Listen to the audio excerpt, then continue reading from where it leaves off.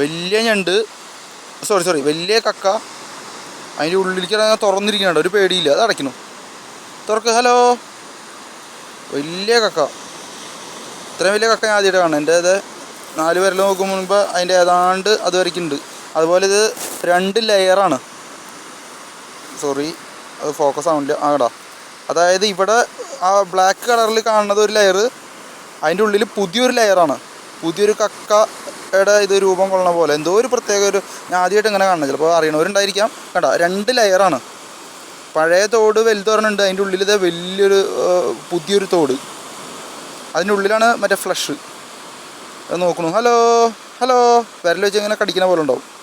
കടിക്കില്ല, അങ്ങനെ അമർത്തും. ഒരു കടിക്കുന്ന ഒരു ഫീല്. പെട്ടെന്ന് ആളൊന്നും ഇങ്ങനെ ഞെട്ടണ പോലെ.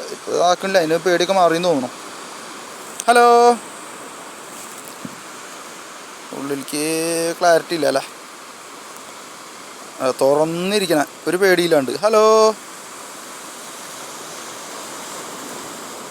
Hello hello hello.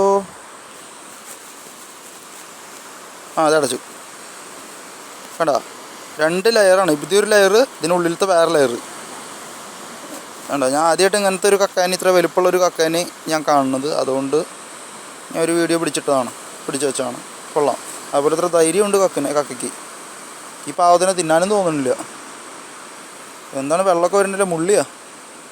ഹലോ.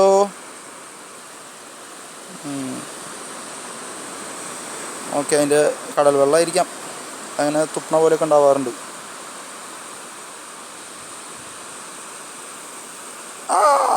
ജീവുള്ള ഫ്ലഷും അങ്ങനെ തൊടുന്നതൊരു ആദ്യമായിട്ടുള്ളൊരു ഫീലിംഗ് ആണ്.